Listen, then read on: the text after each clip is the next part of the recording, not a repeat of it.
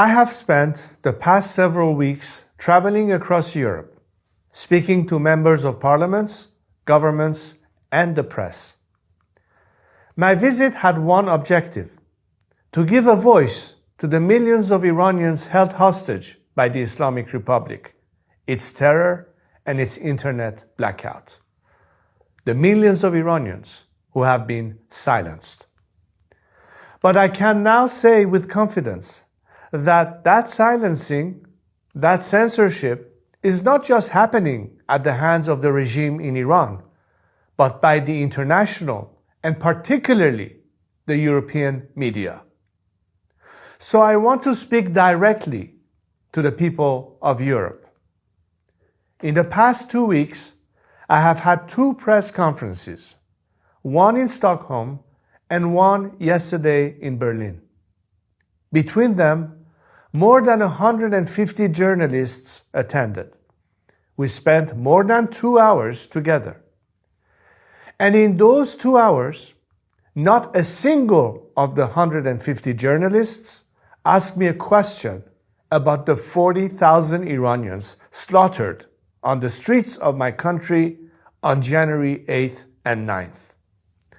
Not a single of the 150 journalists asked me about the 19 political prisoners executed in the last 2 weeks. When I told them that there were 20 political prisoners currently sentenced to death, not a single one of the 150 journalists asked me about them.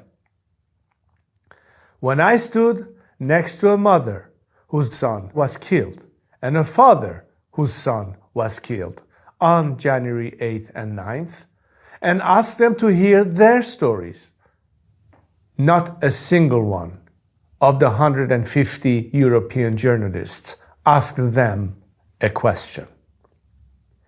Here, in the heart of a continent that claims to stand for human rights, justice, and dignity, its journalists have fully abdicated their professional responsibilities and even their moral objectivity. It is clear to me that my 40,000 brave, innocent compatriots who were slaughtered in the fight for liberty are of little interest to these journalists. They seem more interested in criticizing America, asking why the United States and Israel killed the dictator that has slaughtered our people for 47 years, than criticizing the regime doing the slaughtering. They seem more interested in asking questions about Iran's past and history than about what is happening in Iran today or about the democratic future Iranians are seeking. One member of parliament even told me they didn't think Iranians were ready for democracy. But to that member of parliament, to those journalists, I remind you, Iranians aren't just ready for democracy. 40,000 people just gave their lives for it. And I won't let that be in vain.